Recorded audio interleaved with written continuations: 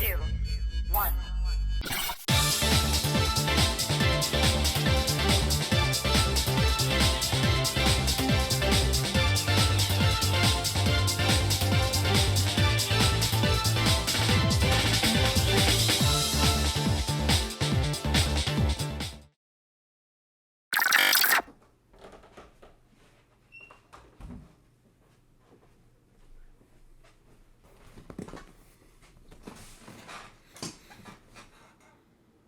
Hey, what's up? Yeah, this is my obligatory face cam reveal, so you're welcome, Internet. Anyways, how's it going, everybody? It's K-Dog here, and today I wanted to do a little different kind of video. I wanted to do a little bit of a tier list, and this tier list is going to be, as you could obviously tell from the title, it's going to be ranking the mainline Fire Emblem games. Now, I am a big Fire Emblem fan. I've played all the games multiple times through. I almost love every single one of them. They've pretty much just been games that have had a big impact on me as a gamer, and I couldn't be any more grateful that this series is still going on today. So today, we're going to be ranking them in a tier list of sorts. And obviously, my opinion is going to be different from everyone else. So, if you have your own opinion about these Fire Emblem games, that's cool. Leave a comment and such. And without further ado, let us begin. So here's our tier list we got. The rankings are pretty self-explanatory, and of course there are a couple Fire Emblem games I have not played, but we'll get to that when we get there. And also, please bear with me throughout this entire video because I'm mostly doing this improvised. I have no script with me. Most of this is coming off of my head, so please bear with me if I miss something or if I stutter or make long pauses. But yeah, regardless of that, let's get started. First up, I think we're going to do Sacred Stones. It's the game I most recently started a playthrough on. And I'd safely say Sacred Stones is an A-tier Fire Emblem game. Like, there's a lot going in Sacred Stone's favor. Like, the story, for one, is one of the better ones in the series. It is also one of the darkest ones, because there are a lot of moments that just make you want to go, oh, poor guy, or what the hell is even happening? Like, there's a lot of moments like that that just get all very dark, especially with Leon and Orson, like, refusing to believe that his wife is dead, or like he's trying to get him back. But yeah, the story is very dark in Sacred Stones, and I love it personally. The characters are pretty memorable as well. You got characters like Erica, Ephraim, Seth, Joshua, Natasha, Larachelle, Franz, Gilliam, Garcia. There's just a lot of memorable characters, and the supports are some of the best in the entire series. Like, some of these supports, like Erica and Seth, Franz and Amelia, Gilliam and Serene. There's a lot of fantastic supports in this game that really dive deep into their backstories and why they're here and why are they fighting this war. And they just really get fleshed out a lot. More so than most other Fire Emblem games. So I think that's just really great to see. Gameplay is mostly similar to Blazing Sword. It is tweaked a bit in some areas. In particular, the introduction of a world map where you can buy weapons and items on this world map. You can run into skirmishes with monsters. You can go to the Tower of Volney to be able to either grind to your heart's content, or you can like just get that one level up you need for your units to promote. And speaking of promoting, instead of mostly just promoting to one advanced class like in most other Fire Emblem games, in Sacred Stones, you're given an option for each base class. So, like, for example, as a Cavalier, you can promote into a Paladin or a Great Knight. Or as a Myrmidon, you can promote into a Swordmaster or Assassin. And I think that's really, really cool. It gives the units a lot more options and a lot more strategies you can do to either potentially speedrun through maps or to just be as patient as possible. You know, like, I just love that the additions to the choice of which advanced class to do, it just gives the game a lot more meat, and it just gives you all those variety of options that you want, and it's just great to see. Presentation is pretty much the standard for GBA Fire Emblem, so it looks incredible. Music is also really good as well. There's a lot of memorable tracks. But yeah, mostly overall, Sacred Stones is a great Fire Emblem game. The only real gripe I would have is, like, you have to, after Erica and Ephraim be reunited, you have to split off again immediately afterwards. And it's just like, well, what's the point of that then? Like, if your entire purpose was to get back together, wouldn't you want to stay together? But no, they have to be separated again. I don't know, that's just a pet peeve of mine. And of course, some of the map designs aren't the greatest, but you're not gonna get all perfect maps in all these Fire Emblem games, so that's just gonna be the standard. But yeah, Sacred Stones is a pretty great Fire Emblem game, I would say. So next up, I'm gonna do Genealogy.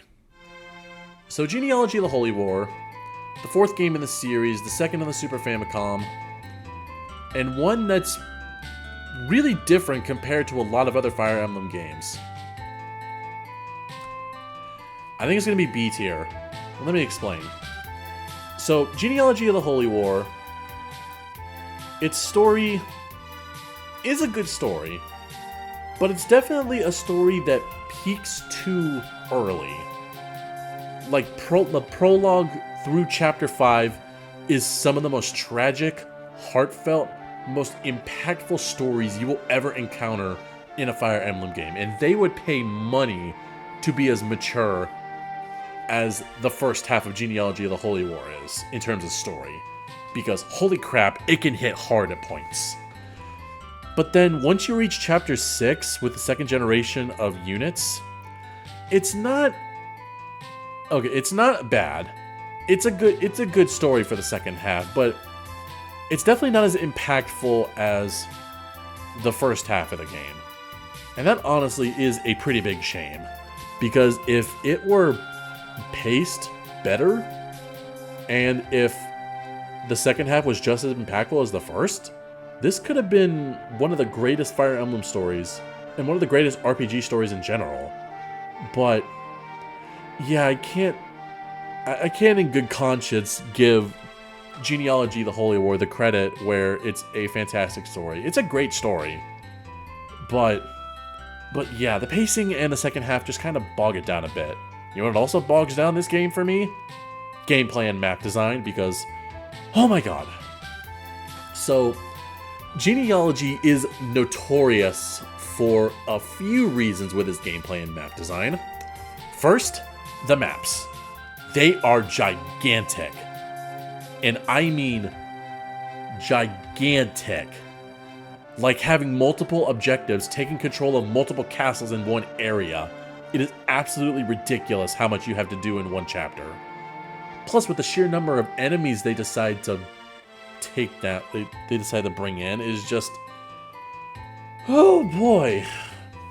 But yeah, these chapters are long, and I mean 1.5 hour to 3 hours long.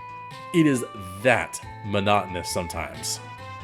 But yeah, I just can't in good conscience give Genealogy of the Holy War, I can't really call it great gameplay.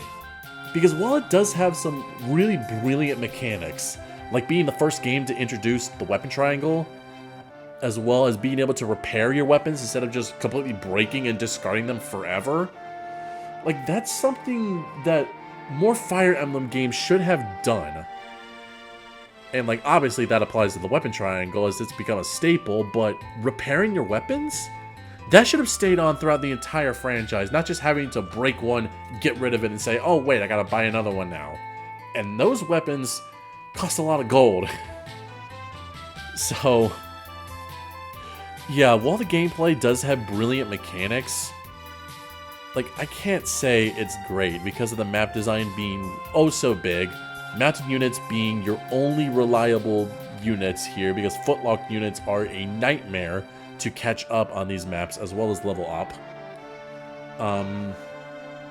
But yeah, I can't really say much else about the gameplay. The presentation is a little bit dated, but it's not exactly horrible, but I can't really call it good either. It's honestly a pretty dated presentation and looks, especially the character portraits. But what else am I missing? Music is really good. I'm just gonna say this right now. All the music in Fire Emblem is mostly really good. I'm just gonna say that right now, so I don't end up sounding like a broken record with all these games. Just know the music is all really good. Though I will go into it if it's significant enough. But overall, Genealogy, I can't put it any higher than B tier. Like, mostly because of its notorious map designs and over-reliant use of mounted units. It's just a slog to get through, but damn does the story keep me invested throughout. Like, man, if the story wasn't as good as it wasn't here, I'd probably put Genealogy in like D tier or something, but no, the game is just that great. It's just a pretty solid game all around. So next, we're gonna do Radiant Dawn. So there's been a lot of polarizing thoughts when it comes to Radiant Dawn. But in my opinion, I'm going to put it in B tier. So Radiant Dawn is one of the few sequels to ever come out of the Fire Emblem series. The only other ones being ones like Blazing Sword, New Mystery of the Emblem, and then Radiant Dawn. So what can I say about Radiant Dawn that many people haven't already? So, though I will say, the story is one of my favorites in the Fire Emblem series. Like, there's a lot of epic moments that happen throughout this grand story. And this game is huge. This is one of the biggest Fire Emblem games you could possibly play. So there's 4 different parts to it, and I think there's like, I can't remember the number of chapters exactly, but I know it's one of the biggest. So I'll just put it on screen right now. But yeah, the story is very grand. The expansion of the world building of Tellius is incredible. The characters, while not exactly as memorable as the Grail Mercenaries, even though they return as well, the new characters aren't that bad either in the Dawn Brigade. You got characters like Micaiah, you have Edward, Nolan, Aaron. I'm sure there's a few more that I'm potentially missing, but aside from that, characters are usually pretty good for the most part. Though I do gotta say, supports are an absolute joke in this game. It's mostly just casual talk, and it just doesn't fit well with how grand Radiant Dawn is.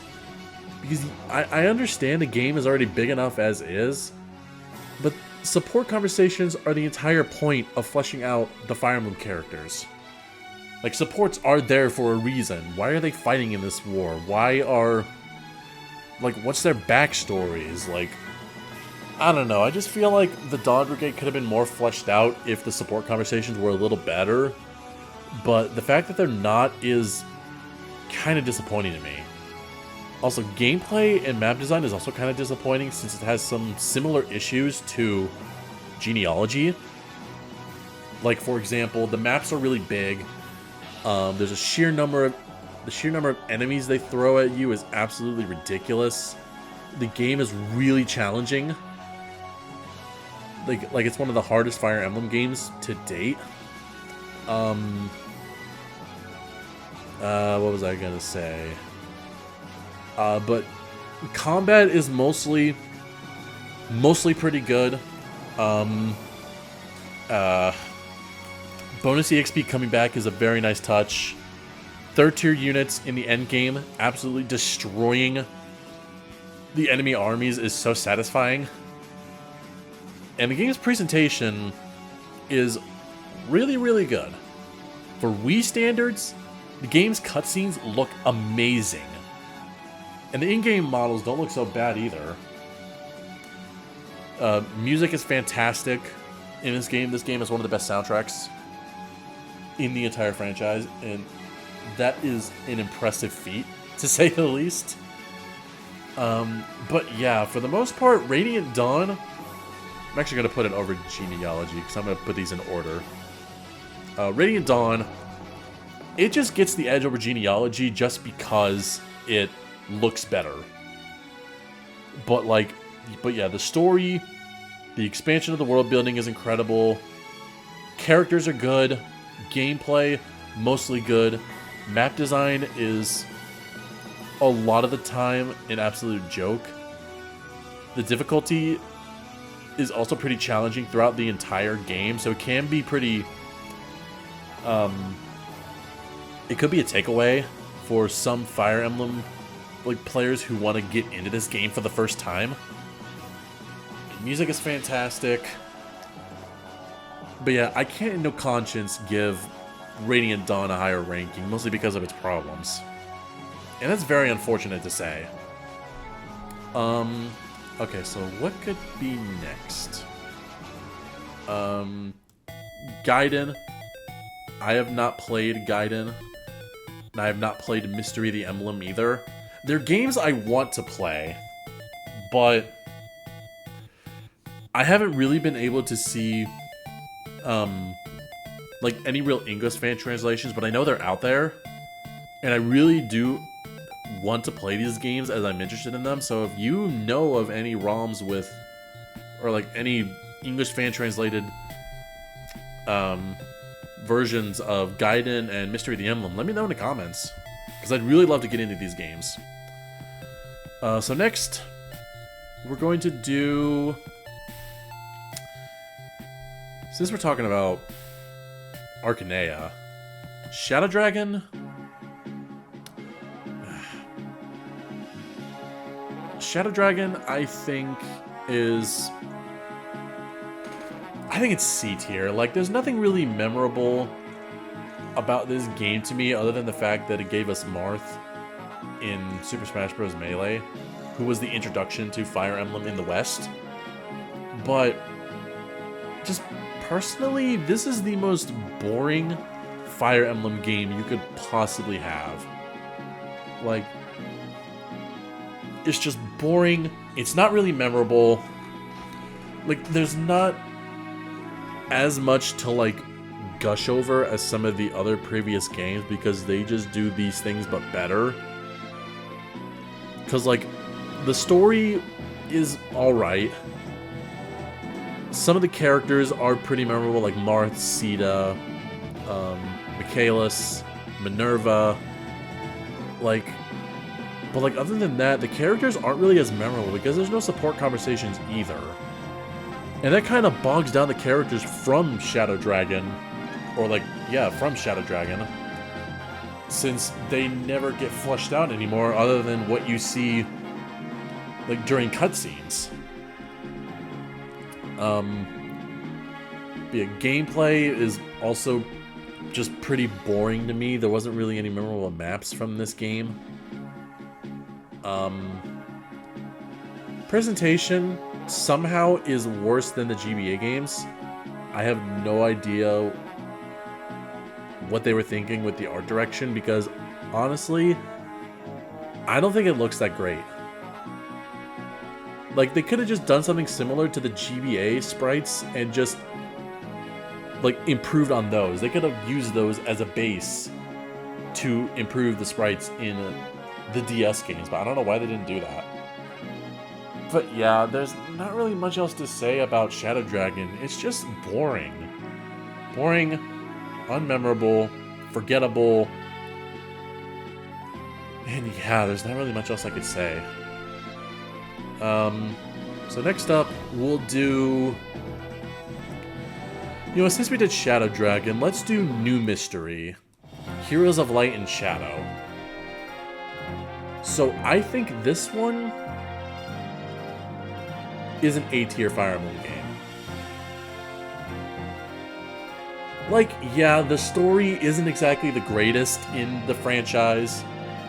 And but there are still some very interesting moments in the story, particularly with characters like Marth, with Chris, and especially the newcomer Katarina. Oh, that poor girl. I just want to give her a hug already. But like, there's also some really interesting plot lines like Hardin's betrayal. But I mean, aside from that, the story isn't really that great. In fact, I've heard the original Mystery of the Emblem had a better story than that. But the reason this game is getting A tier is because of the gameplay and map design.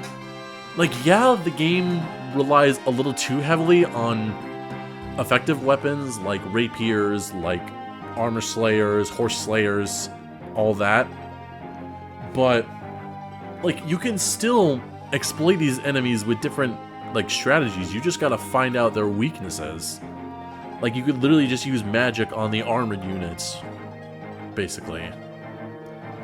But yeah, there was one thing though, however, like, that really made this game be at A tier, and even at that a low A tier.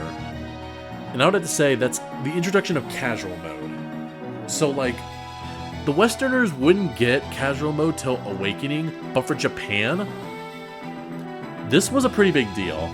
Casual mode basically is when, if your units die on a map, they will return the next chapter.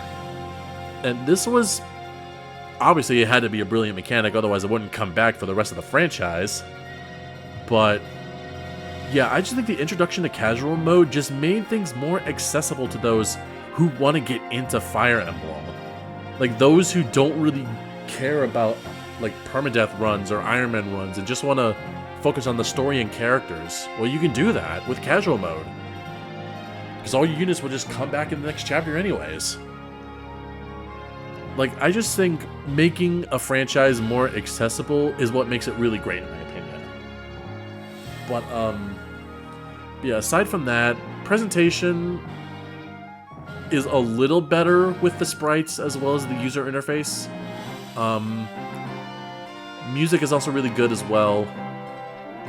But yeah, like, New Mystery, like, it's still a fun game, but I feel like it's still really bogged down by the story. You know what? I'm gonna put it high B tier, just because the story kind of bogs it down a little bit.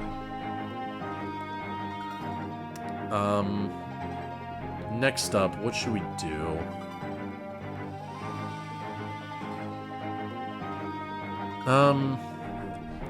Let's do Thracia. So Thracia,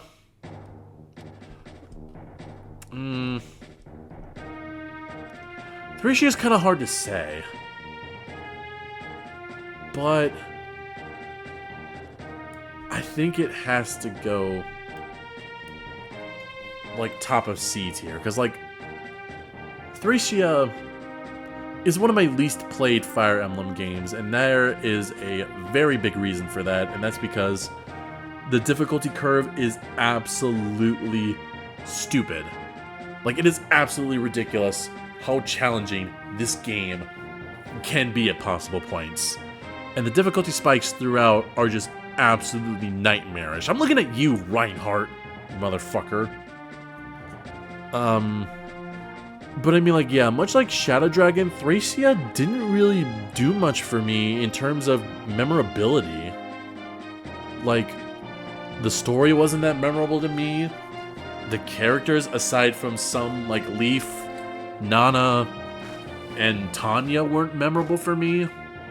The presentation is at least a little better than Genealogy, but still feels pretty dated. Music is really good, I'll give the game that. But yeah, aside from the difficulty in the map design and the gameplay, there's not really much memorable about it, aside from the fatigue system, which is a neat idea on paper, but I just think in practice it doesn't really work well for a series like Fire Emblem. Like, why have realism in a game where you're fighting giant dragons or monsters, or like in a medieval setting? Like, I don't know, I just don't understand the realism of the fatigue system in Thracia. But yeah, overall, Thracia just isn't really that memorable to me. And it's a bit of a shame, too, because I really wanted this game to be good when I first played it. Like, I really wanted it to be up to, like, I don't know, Sacred Stones level. But sadly, we can't get what we want here. So next up, I'm going to do...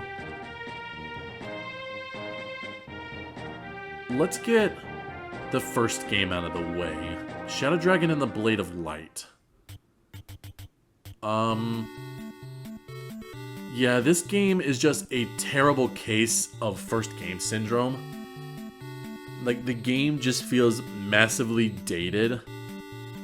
And at some points, it's virtually just unplayable for me. Like, it doesn't help that the story is pretty bare bones. And, I mean, while it is certainly an interesting game, since it being the first Fire Emblem game at all, it certainly is an interesting game. And the presentation for the NES isn't that bad. Like, in both looks and music. But the game just suffers from first game syndrome, and that's just a bit of a shame to me. Because we waited so long to be able to play this game, and thanks to the Switch, we were actually able to. And I know it's not exactly fair of me to, like, rank these games based on how dated they are, but like, when you're a series like Fire Emblem that's consistently improving with quality of life touches, as well as improved mechanics, the earlier games just sometimes aren't going to stick out to you as much, and sadly, that is just the case with the first game. Okay, so next up, we got 1, 2, 4, 5, 6, 7, 8, 9, 10 more games to talk about. So next, I'm probably going to do Fates next. So, Birthright. Birthright?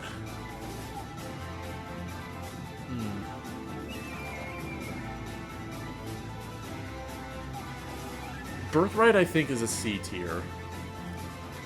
Like, it has the same problems as Shadow Dragon and Thracia, in which it's not exactly as memorable as the rest of the franchise.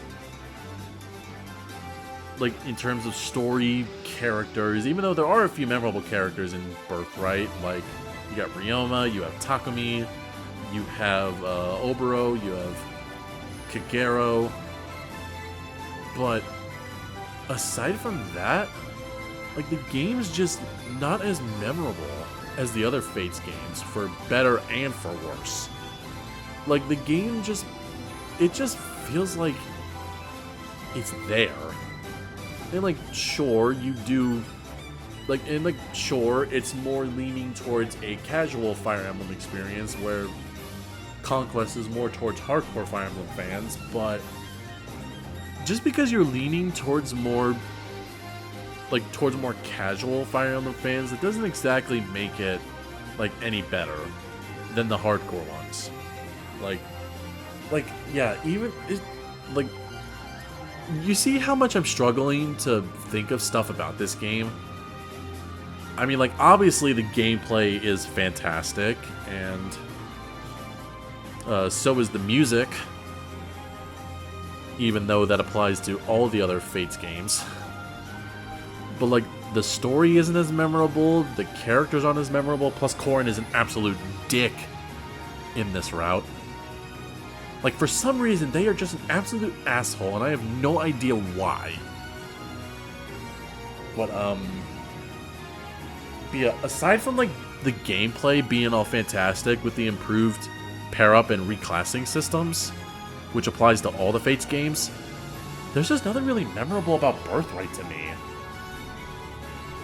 And I can't really justify putting it any higher.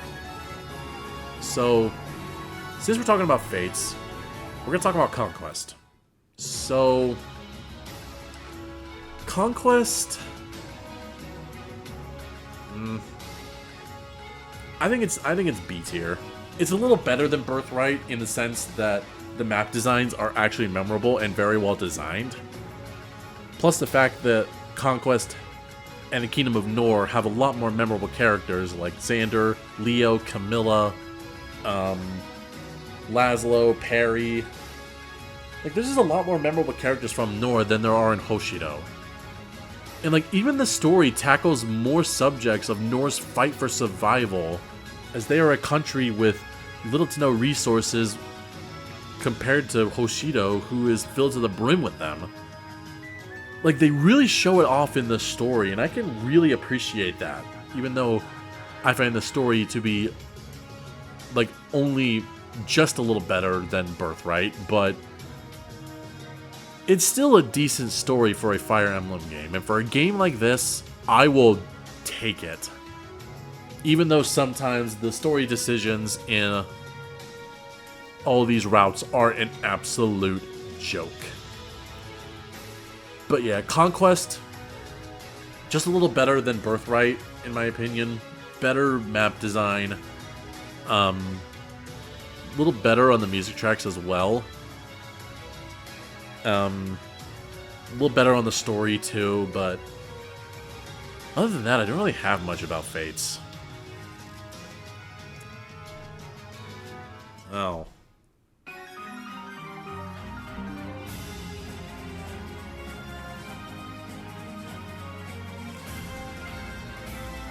I want to make my own tier, but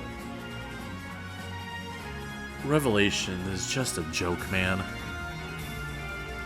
Like, there is, aside from the gameplay and music, there is so much wrong with Revelations that it just hurts my mind and soul for how bad this game wanted to be.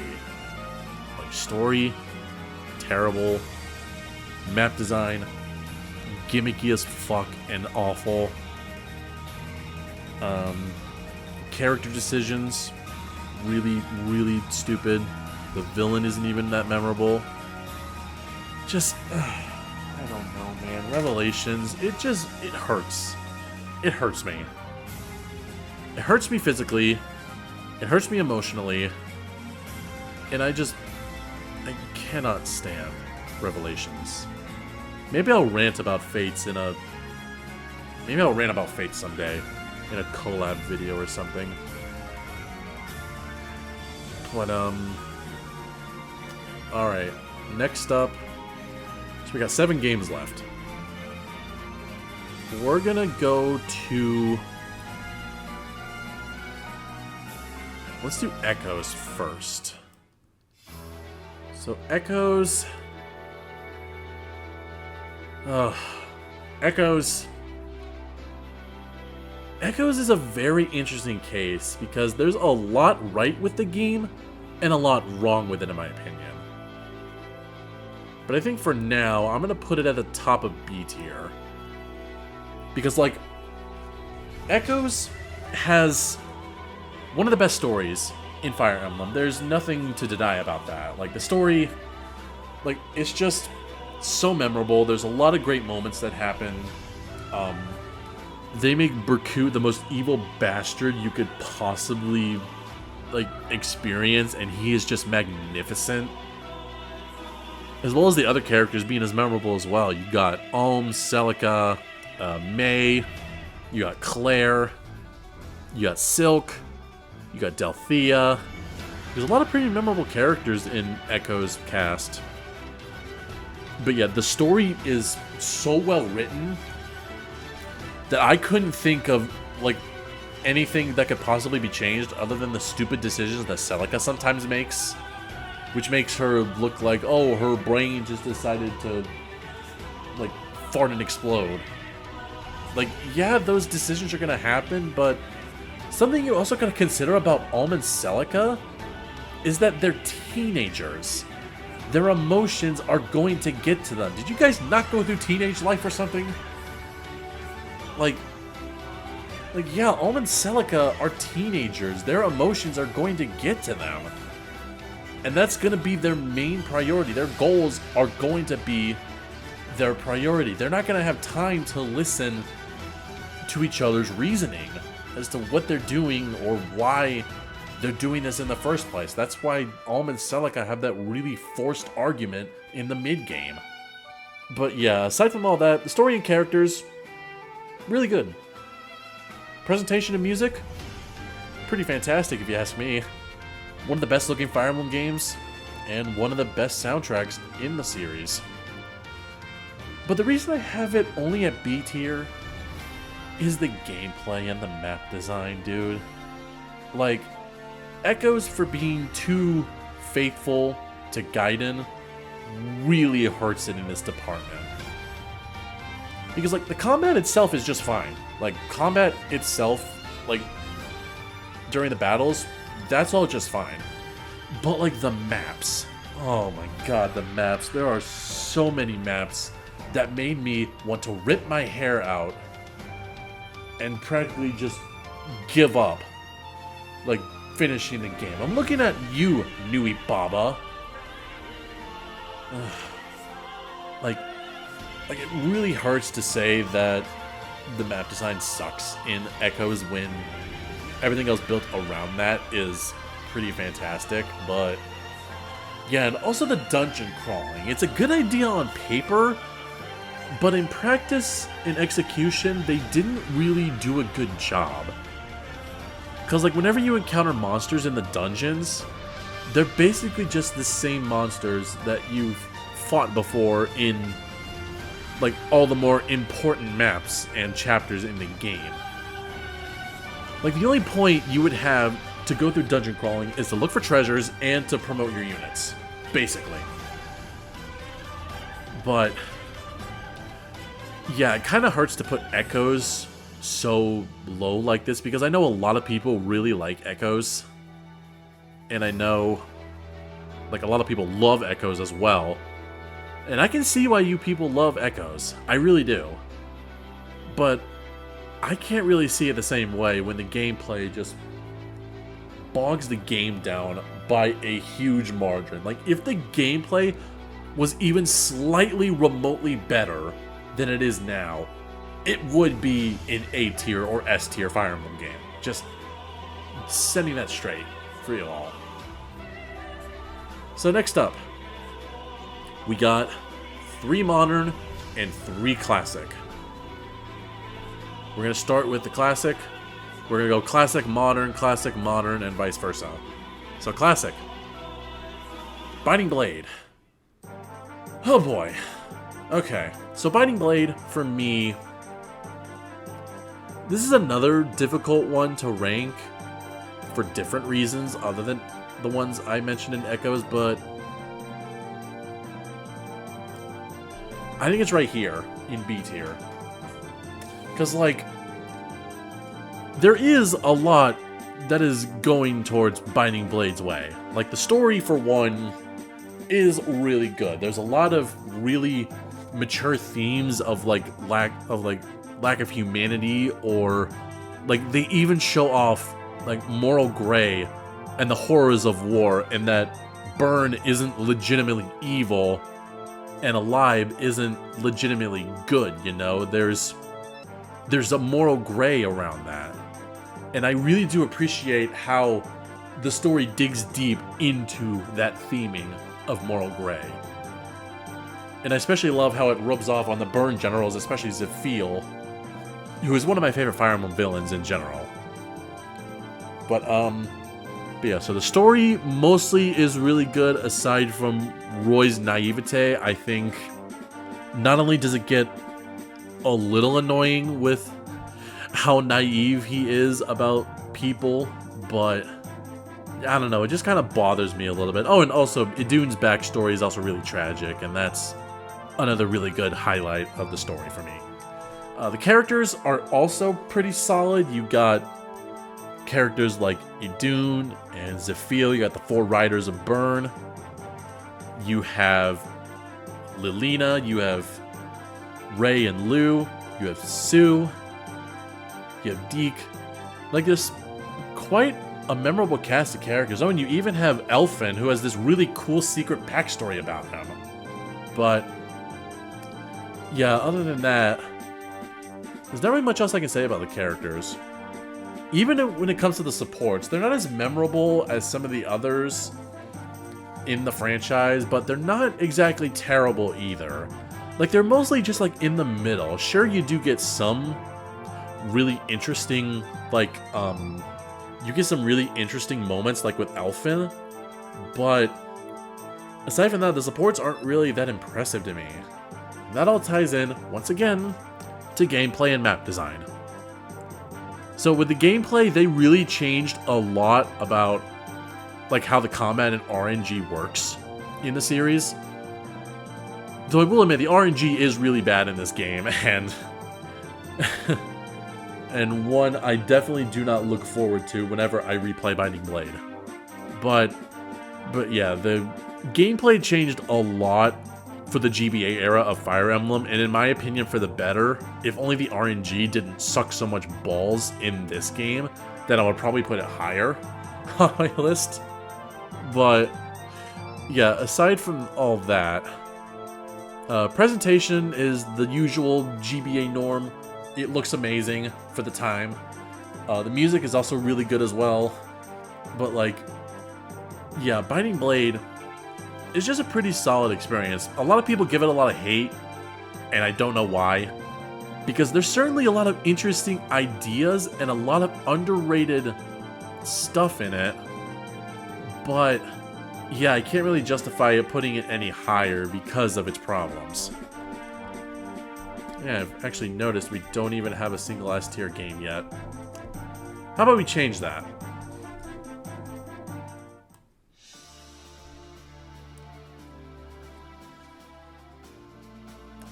Yeah, I went there. 3 houses, despite the game's flaws, and I do know they're there, and I admit that they are flaws, this game is still a masterpiece. Because like I said in my top 10 Nintendo Switch games list, which you can find right here, Fire Emblem 3 Houses felt like a step up to the franchise. Like in terms of story, theming, gameplay, characters, progression. Like, it all felt like a big step up and something that the series definitely needed. Because let's be real, I feel like a lot of people were getting a little tired of the Fire Emblem norm. Even I was a little bit after Fates and Echoes, but 3 Houses, I definitely feel like it was the game Fire Emblem needed. Like, the story, for one, is one of the best in the entire franchise. Like, the whole theming around the continent of Fodlan, and, like, its, like, use of crests and how they have utterly affected the church and the rest of the countries. Like, it was all just really fascinating stuff, learning about how the crests basically fucked up almost all the characters in the entire game. Especially Edelgard, Dimitri, Marianne, Lysithea. Like, there's a lot of characters in this game who were affected by crests. And it's honestly really fucked up at times. But yeah, the story, in spite of its flaws, I think the story is still one of the best in the entire franchise. The characters are also really memorable. In fact, I can even name off a lot of the memorable characters in this game because there are so many of them. Like, even for each house. In the Black Eagles, you have Edelgard, Bernadetta, Dorothea, Petra, Ferdinand, Caspar. In Blue Lions, you have guys like Dimitri, you have Mercedes, you have Annette, you have Ingrid, you have Dedue, you have Sylvain, you have Felix. And you have an Ash. Oh, Ash, such a good boy. And even in Golden Deer, the least memorable of the other houses. You have Claude, you have Raphael, you have Hilda, you have Leonie, you have Marianne. Oh, poor Marianne. That girl deserves so much more than what she's given. But yeah, even those in the church, you have Catherine, you have Shamir, you have Alois, you have Gerald, Sedith, Flame. Like, there's just a lot of memorable characters in this cast, and I absolutely adore most of them. I do say most of them because I do hate Cyril and Rhea. Fuck you both. But aside from you know, all of that. The characters, very memorable. The gameplay is, aside from genealogy, the most different in the Fire Emblem series. Mostly because you'll be spending a lot more time like exploring the monastery rather than being in the actual battles, at least from what I've experienced in my opinion. And it makes the game feel so different compared to the rest of the franchise, and I absolutely love it. Like, I absolutely love it for the first half of the game. But I do admit that it does get a little tedious when you get to the second half of the game. It does get very tedious. But yeah, aside from mostly all that, oh yeah, and there's also when it comes to training up your units, since you're a professor, you can basically teach them however, you can basically teach them however you want to. And I thought that was absolutely genius. Like, you have so many options that you can do to train your units how you want them to. Yeah, they have preferences, but you can just ignore them. You don't have to follow their preferences. You can do what you want. And I thought that was really genius. Because you're going to be playing through these games multiple times over, because there's 4 different routes in the game. You're basically given so many options. You can go through all these options, and it's just a blast to go through, in my opinion. But yeah, also, map design, for the most part, is pretty solid. I can't really complain much about that, except for some certain maps in Lunatic mode, particularly the endgame of Silver Snow. I will not forget you. But yeah, aside from that, map design, pretty interesting. Gameplay stuff, there's no weapon triangle in this game, which I thought I was going to be worried about, but it honestly worked in the game's favor. And also having stuff like combat arts and battalions and gambits, they just further enhance the combat of this series, and that's something I actually really adored, was how much they enhanced the gameplay and combat here. But yeah, now time to talk about those flaws, because there is quite a bit of them. Like, I'm trying to think while I'm basically almost out of breath. But the game kind of looks ugly. The textures are muddy. There's some janky animations. The art style clashes sometimes, and I'm very confused about that. But yeah, the game looks rough around the edges, and the game can get too easy at some points because, much like Awakening, the class system can potentially make units all broken. And it's very easy to break this game. But oh yeah, there's also Silver Snow, but there's basically no point to that route, so I wouldn't see why you would do it. I did it because I'm a Fire Emblem completionist. So I wanted to see what it was like, and it was not worth it.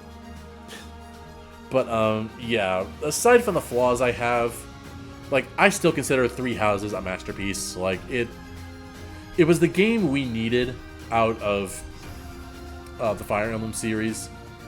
Basically, to not be like Awakening, be its own thing, with its own world, own characters. And yeah, it was just the game we needed, and I consider that to be absolutely incredible. Next up. Oh man, we're going to be talking about S tiers back to back. Path of Radiance. Ooh, this is another really great Fire Emblem game. Path of Radiance. So, like, much like Three Houses before it, it was the game we really needed out of Fire Emblem, because the past Fire Emblem games have mostly just been sequels and, like, further expanding upon the world, which was nice. Like, we had Arcanea, we had Yggdrasil, and we had Alive, basically. And they just kept expanding on those games, and we wanted a new world in Fire Emblem desperately, and we got one with Tellius, and oh boy, Tellius has the best story and the best world building of any Fire Emblem game. Yes, I said it. Like Tellius, there's there's so much of show don't tell with Tellius, and it really shows with the racism conflicts going on between the Bayark and the Laguz. Like, they talk about that so many times throughout Tellius and throughout the Path of Radiance story, and it is just... it's so good. And like, let's see, aside from the story, the characters are also really memorable. Characters like Ike, Titania, Marcia, really trying to think here. Soth, you got your Cavaliers, Kieran and Oscar. You have Astrid, Gatry, Shinon. Like, a lot of memorable characters within the Grail Mercenaries, and this also really applies to the support conversations as well, because they are also very memorable here, with ones like between Ike and Soren, Ileana and Zyhark, between Lethe and Jill. Oh my god, that one, Lethe and Jill. That might be my favorite support conversation in all of Fire Emblem. It is so good. But like, also like between Astrid and Soth, who are just like a cute couple, and it's just like the supports, much like Sacred Stones, really flesh out like these characters way more than they needed to be, and it is just absolutely glorious to me. Aside from that, presentation is a little mixed. Like, the cutscenes are especially cringe, and I mean cringe. But like, the character portraits aren't too bad, and the in-game maps and battles aren't as bad either. You know, for being the first 3D Fire Emblem game, they did a great job with it. And the music is also just as memorable as the story is, because there is a lot of great tracks in the Path of Radiance. Oh, and also, bonus EXP, such a brilliant mechanic. Allowing your weaker units to level up faster, but it's not like something that's completely broken, because like with bonus experience, yeah, it's basically a free level up, but you're only guaranteed to get like 3 or 4 stat boosts, which is sometimes all you really need in a unit. So to get them up there with the rest of your army was just so brilliant. I couldn't think about what else they could have possibly done to improve on bonus experience, but they did a great job with that. But also, promotions are basically, they happen after you reach the maximum level of your base class, so no more having to use any items to do with that, no more having to worry about if any enemies have these items. You just gotta level up, and you'll eventually turn into in your advanced class. But yeah, pretty much overall, Path of Radiance it's just a fantastic game in my book. Fantastic story, great characters, great music, great presentation, mostly. Like, really good gameplay, brilliant mechanics. Like, there's just so much to love about Path of Radiance, and it was definitely the best approach they could have possibly done to introduce audiences to the Fire Emblem series, and for 3D Fire Emblem in general. Okay, next up, as I start to regain my breath a little bit, Awakening. Now this is the big one. Awakening is a game that means a lot of different things to a lot of different people, myself included. This may not have been the first game in the series for me, that was Blazing Sword, but we'll get to that in a bit. But Awakening was the one that got me into the franchise and got me to love it as much as I do today. So I'm going to put it in A tier. Because, like, what I love about Awakening is, much like New Mystery did for the Japan market, for the Western audience, Awakening made the game a lot more accessible to the rest of the franchise. Like, this was supposed to be the last game to be made by Intelligent Systems after, like, Shadow Dragon and Radiant Dawn didn't sell so well. So they put their whole heart and effort into Awakening, and my god, did that actually pay off. It saved the franchise. It sold over 1 to 2 million units worldwide, and it practically saved the franchise from death, and I am forever grateful for that. And like, for all this game does right, there is still some things it does wrong in my opinion. Like, the story for one, it kind of sucks. Like, when you really think about it, the story isn't that great in this game. Like, yeah, it's okay, and there's a lot of really good moments like Chapter 10, but the game decides to be like Radiant Dawn by like having multiple storylines in one game. And while it worked for Radiant Dawn because it was much bigger, in Awakening, when you only have like 25, 26 chapters or so, it's not going to work as well. Everything's going to feel rushed when it comes to the story. But I mean, aside from the story being horribly paced, I still really enjoyed it. Like, there was a lot of great moments in the story, and there were some pretty neat twists on paper as well. So I gotta give them credit there. But let's see, yeah, what really puts Awakening in the A tier for me is how they changed everything with the gameplay. Specifically when it comes to three really big factors. Casual mode, pair up, and reclassing. So casual mode was first introduced in Awakening to the Western audience, and like I said when I was talking about New Mystery, it practically like made the series a lot more accessible to a lot of people who couldn't get into the series because of the permadeath. And I gotta give them respect for that. Like, I definitely have played my fair share of casual mode with these games, and I'm not afraid to say it, and I'm the biggest Fire Emblem fan I know. So, yeah, I'm not afraid to say I've played most of these games in casual mode. I'm not afraid to say it. Then there's pair up. So pair up, while it was a great idea, and it was executed pretty well, it did kind of make the game a little too easy if you abused it. Because pair up gives so many stat boosts and gives you extra attacks and blocks, potentially. And it can sometimes just make the game a little too easy, because if you think about it, without pair up and grinding supports in Awakening, the game is pretty challenging. Like, it's got a good blend of difficulty. But if you do abuse those mechanics, which a lot of people do, then the game becomes way too easy. And it's a bit of a shame, too. Because in the beginning, it is pretty difficult in the beginning of the game.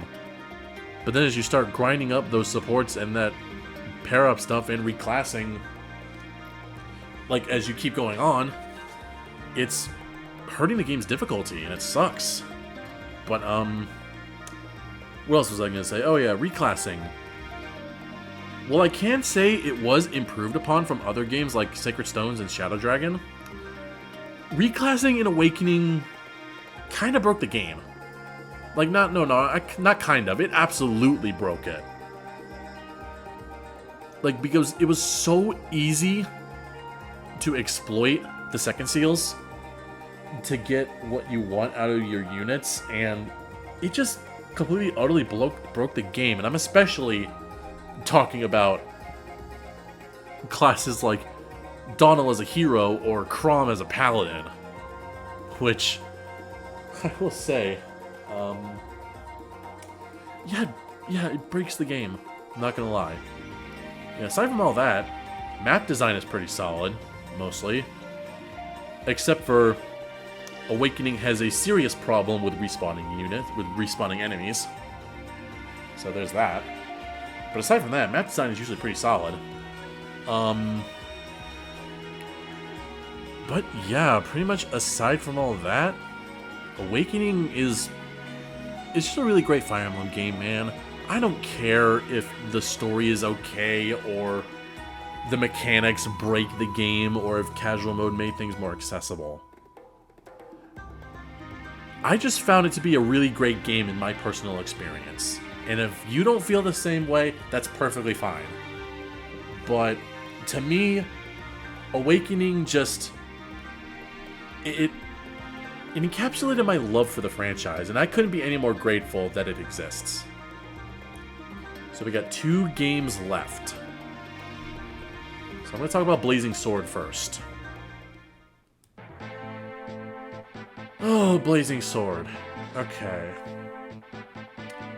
So this one's really hard for me. Because it's either going to go top of A tier or the bottom of S. This is really hard. I'm gonna go I'm gonna go bottom of S tier for now, and let me explain. So Blazing Sword was many people's introduction to Fire Emblem, myself included, when I was playing on my Samsung tablet when I was like around, 12 years old? When I first started playing this game. But yeah, Blazing Sword, the first game I ever played in the series. And even after 20 years of this game existing, holy crap, it's actually been that long? Jesus. But anyways, but yeah, Blazing Sword, I still think is incredible. Like, the story is very solid.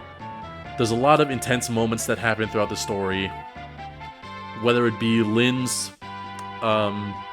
realization that she is of royalty without completely expecting it, or when it comes to Hector's relationship with his older brother Uther, or Eliwood with Ninian, or Nino with Jafar and the Black Fang. Like, there's just a lot of great moments that happen in Fire Emblem 7. This also applies to the supports as well. As you got ones between, like, Eliwood and Ninian, you got Lyn and Hector, Lyn and Wrath, Raven and Lucius. You have Nino and Jafar, that's another great one. Like, aside from Sacred Stones, this probably has one of the best support... this game probably has one of the best support conversations, like, collection of supports in the entire franchise, in my opinion.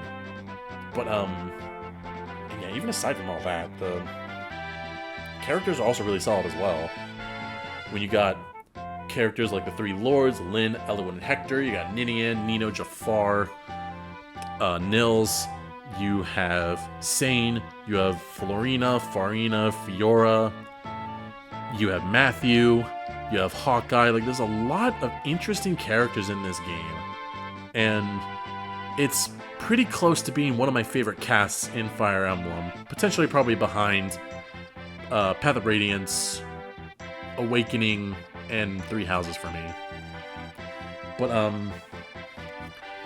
gameplay for GBA Fire Emblem, it's basically perfected here in Blazing Sword, with the exception of the class system. I think Sacred Stones did that better. But yeah, aside from the class system, the gameplay is basically the perfect, like, gameplay when it comes to GBA Fire Emblem. The RNG isn't too bullshit. The map designs are mostly pretty solid with a few dunces.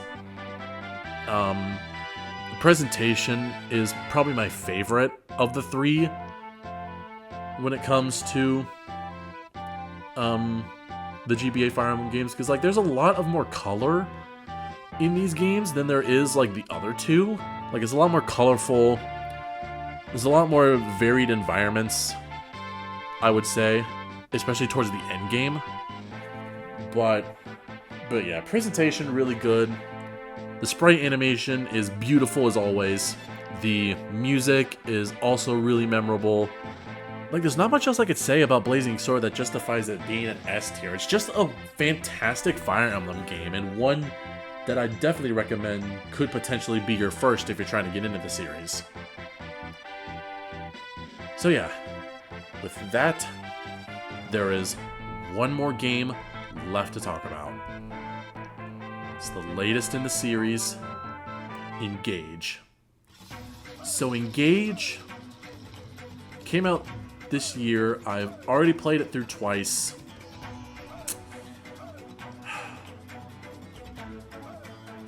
I'm gonna put it right here. And I know that may conflict with a lot of people because much like Radiant Dawn, there's a lot of discourse and polarizing thoughts about Engage as a whole. But allow me to explain my reasoning. So, Engage for me was like the love letter to Fire Emblem fans, basically saying, thank you so much for playing our franchise and sticking with us for so long despite some of the struggles you may have had to go through. And I think that really sums up Engage well. Because, like, the story, much like Awakening, is okay. There's a lot of really interesting moments, especially when it comes to the villains Sombron and Vale, which, oh my god. Like, Vale is especially well written and one of the greatest villains as a whole in Fire Emblem. But then you have ones like the Four Hounds who are a bit of a fucking joke.